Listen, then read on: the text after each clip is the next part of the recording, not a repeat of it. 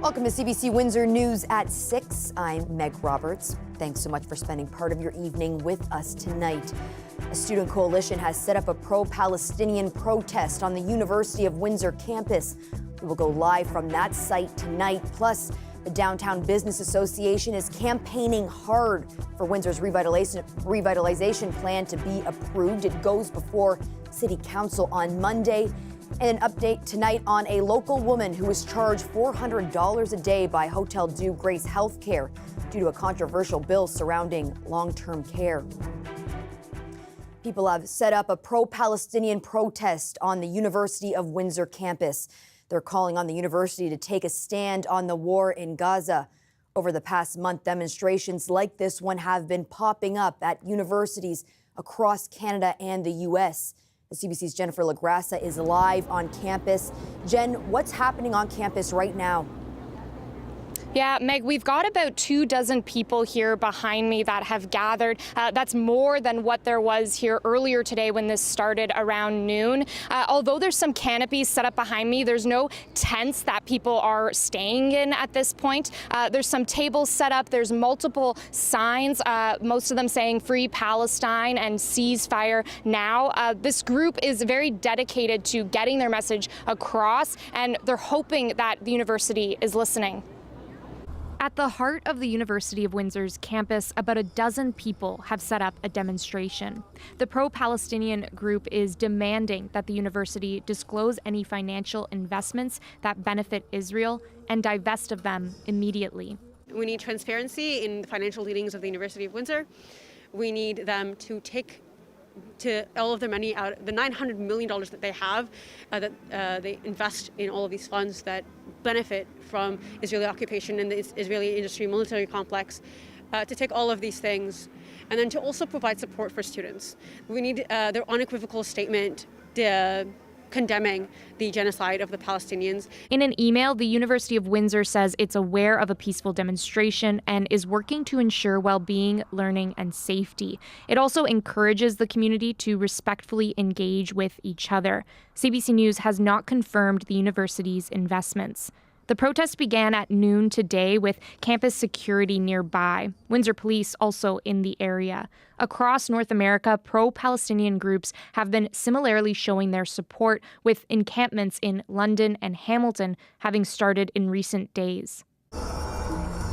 In Windsor, some university employees are also calling on the institution to do more. It's surprising that they haven't made a statement, given that we are in a city that has such a significant community that's affected by what's happening in Gaza and the larger Middle East. So we do think it's very important that Windsor, University of Windsor especially, takes a stand, because they have taken a moral stand before on these issues. Last month, the University of Windsor's Faculty Association agreed to divest pension funds from any companies or investments that might go to Israel. As well, they are pushing for the university to end any relationships with Israeli academic and cultural institutions. It's unclear right now how long this group is going to be staying here for, or whether they're going to be staying overnight. But it's clear that they do want the university to comply with their demands. Meg. Thanks so much for that, Jen. That's the CBC's Jennifer LaGrassa reporting live. Windsor police have arrested 4 men after conducting an undercover prostitution operation. Police say officers posed as a 16-year-old girl speaking to the men online. Investigators say the suspects negotiated a price with the undercover officer, agreeing to meet at a location to engage in sexual activities. The suspects range in age from 28 to 61 years old. They have all been charged with obtaining sexual services from a person under 18 years old. People in need of support can call Victim Service Windsor, Essex County, or the Victim Assistance Unit of the Windsor Police. Last night, we told you about a local woman who received a bill from Hotel Dieu Grace Healthcare for $8,400. That's due to Bill 7, which allows hospitals to charge patients who refuse to move into a long-term care bed chosen on their behalf. Tonight, an update: that woman will be moving into a long-term care home of her choice. Ruth Poupard was charged $400 a day because she refused to move into a long-term care home that she didn't want. Her daughter told CBC News she is refusing to pay the bill. Poupard broke her hip and has been in hospital for months, waiting for an available room at a long-term care home of her choice. But she was being charged because she didn't move to the first available bed. Opposition parties were asked about Poupard's case today at Queen's Park. I think it's a tragedy. I'm hearing increasingly about vulnerable people having to leave their communities, to go far away, to find long-term care beds, their community and their family members having to travel or never see them, not see them often enough. It's very sad, it's very tragic, and it's exactly what we warned this government was going to happen. And they have the power to reverse course, and they should do that. This shouldn't be happening. No, it's not a huge number of families, but there are a whole bunch. There's enough families out there, I think hundreds of families, who are being told your mom or your dad or your sister or your brother has to go here. You have to go here. And that's not right. Otherwise, and of course, otherwise you're gonna get a $400 a day bill. Not right. Well, I think it just shows you how cruel the government's Bill 7 is, forcing elders out of hospital when they have no other place to go and then charging them for it. We know that it is better for people's health, and it's also better for long-term care homes if care providers and family members are close to where residents are being housed. Forcing them, in some cases, long distances away to homes that they don't want to go to, and then charging them to do it is wrong. The $3.2 million downtown Windsor revitalization plan goes before City Council on Monday. Today, the Downtown Business Association is campaigning hard for it to be approved. The CBC's Dalton Chen has more. It's called the Our Downtown campaign. Posters, a petition, and other marketing by the Downtown Windsor Business Improvement Association, all to drum up support for the city's proposed revitalization plan for the core. The campaign's list of partners is filled with local institutions, including the City of Windsor and Windsor Police. According to the DWBIA, such highly public efforts to generate favor for the plan are necessary because of the importance of the moment.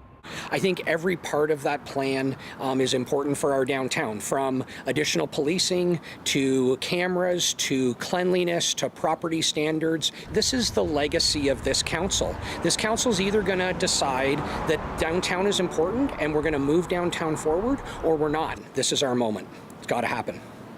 Extraordinary steps are already being taken to make the plan a reality. Council is being asked to reopen the recently completed 2024 city budget, a process that involves Mayor Drew Dilkins exercising his new provincial powers. The plan's expansion of downtown policing, bylaw enforcement, and security measures carries a $3.2 million price tag. The expenditure will result in an estimated 0.7% increase in property taxes citywide. But the city's downtown councillor feels there's no strong argument against the plan. What is the reasons for not supporting this? And is it the minor increase in property taxes, which is really comes down to about $40 a household? Is it the fact that there's going to be more attention focused in downtown? We're trying to resurrect our downtown here, right? Do you wait? Downtown is the heartbeat of our city, right? Downtown is the heartbeat of any city. On Thursday, the Our Downtown campaign publicized support for the plan from several local developers and investors. While there are numerous indications the majority of council will endorse the plan, McLeod has a dire warning if things fall through. We've talked to developers who are telling us that if this plan doesn't go through, they're not going to develop properties that are planned for downtown. If we don't take this step forward, we're going in the wrong direction. Windsor City Council will meet to discuss and vote on the plan on Monday morning. Dalton Chen, CBC News, Windsor. There's been dueling paths to creating Ojibway National Park. NDP MP Brian Massey is pushing forward a private member's bill through Parliament, while Parks Canada follows a separate policy-based path. Parks Canada told the Senate today it's creating confusion. One of the challenges that we face right now is the double track process. Our team on the ground is dealing with a lot of confusion from different partners. So certainty of process would help us move faster. And that would be a key element that would be beneficial to making this accelerate and address the time of the essence question. Let's be clear. If we do nothing from our side, will this park come up and be processed and be be constructed or in the next couple of years? The Parks Canada process is working towards designating under existing authorities, policies, legal protections in 2025. And if there is legislation, we will deal with that because we serve Parliament. And maybe I'll just stop there. And if there is no legislation, does the park get constructed? Yes. The Liberals announced it will spend $36 million over the next 5 years to create the park. They say it will open within 12 months.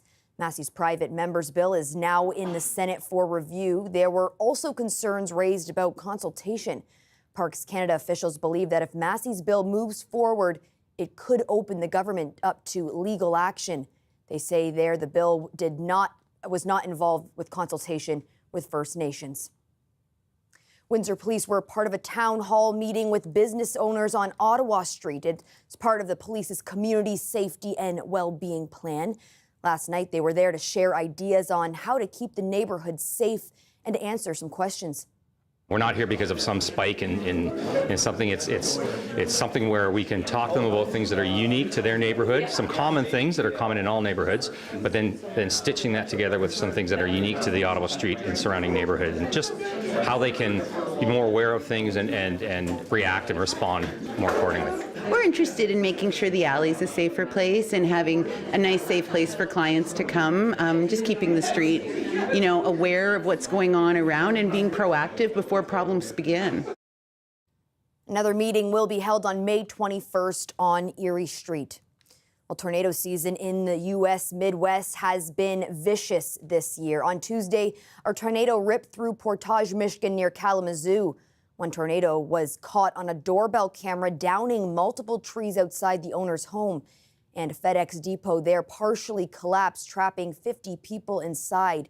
It's Emergency Preparedness Week here in Canada. We spoke with the Northern Tornadoes Project at Western University to see how prepared we are. You can have storms that come up and look like they should produce tornadoes, and forecasters will issue tornado warnings based on those. But the conditions have to be just perfect for a tornado to form, and a lot of times there's just one ingredient that's not quite there, and the tornado doesn't form. So you end up getting more tornadoes issued than there actually are tornadoes a lot of the time because of that, because there are some false alarms. But I think everybody appreciates that when a thunderstorm looks like it's going to produce a tornado, that a warning gets out just in case it does. Call it the footage of all those trees falling in the wind is so hard to look at, especially after last year. Windsor, Essex, we saw our fair share of tornadoes, and it's just so unnerving every time you see that kind of damage. Yeah, that's right. And it's a good reminder from Dave, too, that not only, maybe a tornado doesn't always form, but some of these storms, even if it's the winds, you can have very damaging winds doing all kinds of destruction as well and can be very dangerous for us. So I just want to show you, May is the most prolific month for tornadoes and tornado development in the U.S. And we are not that far into this month of May, not even halfway. And it has been so active. This is just from the past 72 hours. It would include that activity in Michigan. But just looking back, more than 53, and doesn't include anything from today, actually, these last few hours this afternoon. So 53 tornado reports. But again, it's not just tornadoes that matter. It matters when you have these damaging winds or downbursts or microbursts. There have been over 450, over 460 reports of those in such a large area, and then hail. And in some cases, we're talking baseball or even softball-sized hail, which can also be very, very dangerous. You put it all together, and yeah, a big mess, but not just a mess, tragic and life-changing, or in some cases, we know it's been deadly. That Michigan stuff was from 2 days ago. Yesterday, many states were hit. But one of the worst was in Tennessee. A couple of deaths reported there, too, and not that far, just south of Nashville area. So tonight, where's the active weather? still associated with the same frontal system. You could see some new development back towards Texas, but this sinking now even towards the Florida Panhandle, southern Georgia, wide areas with red tornado watches, yellow severe thunderstorm watches that are in place. So what are we contending with? Well, we just have a frontal boundary that's giving us some lighter shower activity. The heavier stuff still staying a little bit further south.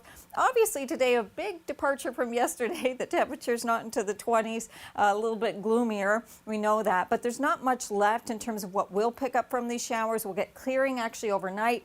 Pretty good setup for tomorrow morning, and there'll be showers nearby to the east. Just some scattered light stuff again. I think we're going to stay dry unless you're traveling in that direction. That will change Friday night into Saturday. Some heavier rains early Saturday morning. Then the wraparound will still give us a few scattered showers and that cloud cover lingering into Saturday afternoon. But if that's a day you're planning to be out, I know Sunday's Mother's Day. We'll get to that in a moment. But if that's a day you're planning to be out, probably the second half is going to be a little bit better than those early morning hours. Not much left with what's going through today, now, but another 10 to 15 millimeters possible with what's coming Friday night into Saturday. Overnight temperature, it only drops a few degrees. Tomorrow we're going to pick things up, 18, more sun in the morning than I would expect here. Saturday a little wet, 16, and Mother's Day, the skies, the clouds part. The sun will be shining about as yellow as this jacket, and a gorgeous day on tap now. How fitting for Mother's Day. It seems like it'll be a great brunch day. Yes, it absolutely will. That's right. Thanks so much, Colette. You're welcome. Coming up, CBC News has learned that colleges like St. Clair brought in far more foreign students to programs that aren't in demand fields. More on that. Stay tuned.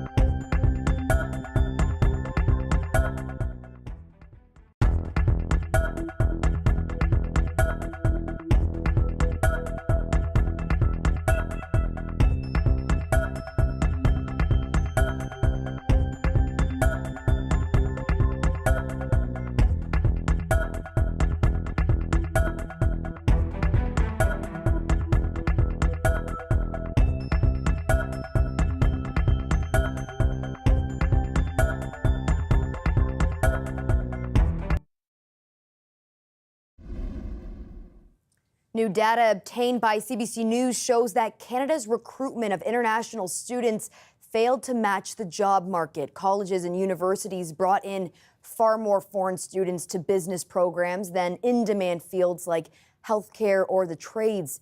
Our senior reporter at Queen's Park, Mike Crawley, has the story. There's a program for everyone at Seneca Business. Promotional videos like this aim to recruit students to college business programs, and they're often pitched specifically at international students. Teamwork is a cornerstone of our education. We work together on projects, just like in the real business world. But for international students who take these courses, what's it like finding a job in that real business world? Akash Singh came from India and got a business diploma from an Ontario public college. His 2-year program cost $34,000. I felt bad because I spent too much money on the course. After graduating in 2021, Singh searched for work in finance and accounting, but has only been able to land jobs at McDonald's and as a security guard. I was expecting a job in the field of what I've studied actually. Canadian colleges and universities have recruited nearly 800,000 international students to business programs over the past 6 years, far more than any other field. New data obtained by CBC News shows how the number of permits issued to international students to study business grew dramatically at a far greater pace than such programs as IT, health sciences, or the trades. Students are graduating from programs that are not particularly valuable in the labor market. Rupa Banerjee's research focuses on the economic inclusion of immigrants. Essentially, we're using the international student program as a source for cheap, exploitable, expendable, temporary labor. And that's not what the international student program is designed to be. Colleges and universities have defended their intake of international students as a way of filling demand for skilled workers. Those employability skills that the student learns can be applied to many sectors, and that's more the case with business than anything else. But this expert believes there's another reason why colleges recruited so many international students to business programs. It was a fountain of money, and so we just sort of said it's good. Alex Usher has analyzed Canada's recruitment of international students over the years. I don't think it had much to do with the labor market needs. I think what it had to do with was colleges' financial needs. Now that Ottawa has drastically reduced the number of international students to be allowed into the country, business programs could be first on the chopping block. There's a responsibility of provinces in this and the institutions that they have jurisdiction over, that they regulate, to make sure that the programs that they are offering to international students are the ones that fit the job market. How to better match Canada's intake of foreign students with the need for skilled labor is on the immigration minister's mind. Mark Miller says he'll raise the issue when he meets his provincial and territorial counterparts tomorrow. Mike Crawley, CBC News, Toronto. A student at the University of Windsor has found a unique way to paint. We share her method coming up.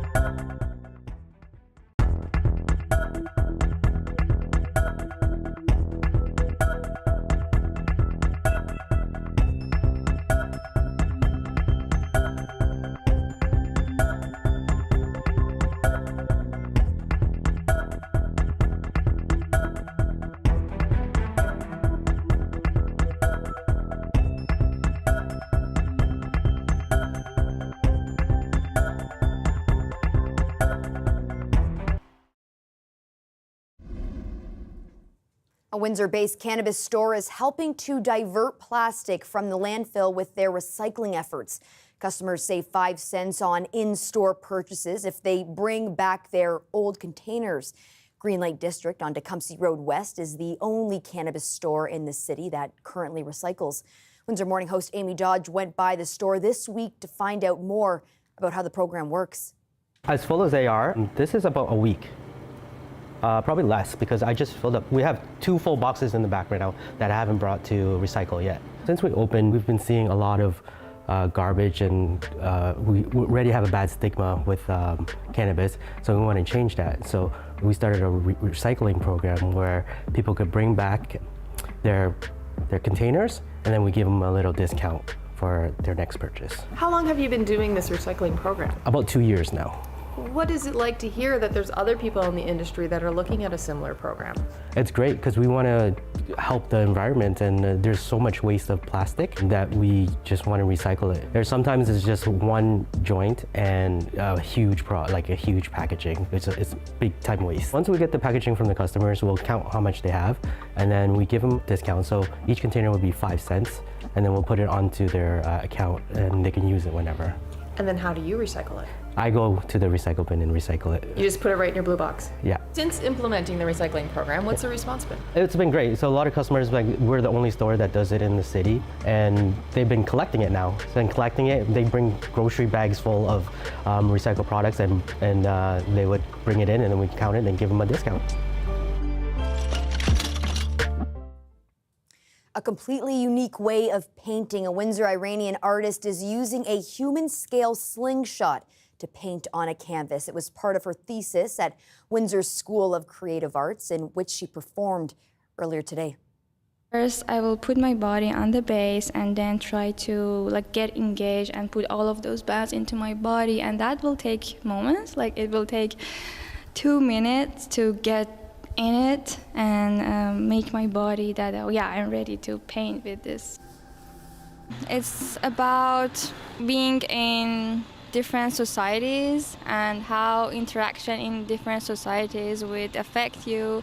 And it's also influenced by the Iranian movement that is happening. It's really affected my work, but it's mostly about personal conflict with focus on displacement and being always between.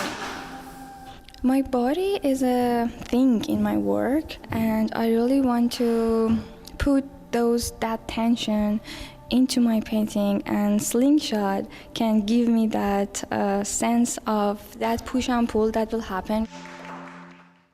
That's it for CBC Windsor News. Don't forget, for news anytime, you can go to our website at cbc.ca/Windsor. You can also download the CBC News app for stories that matter most to you. And don't forget to watch The National tonight at 9 on CBC News Network. Thanks so much for tuning in. You'll see Chris Ensing behind the host desk tomorrow evening. Have a nice night.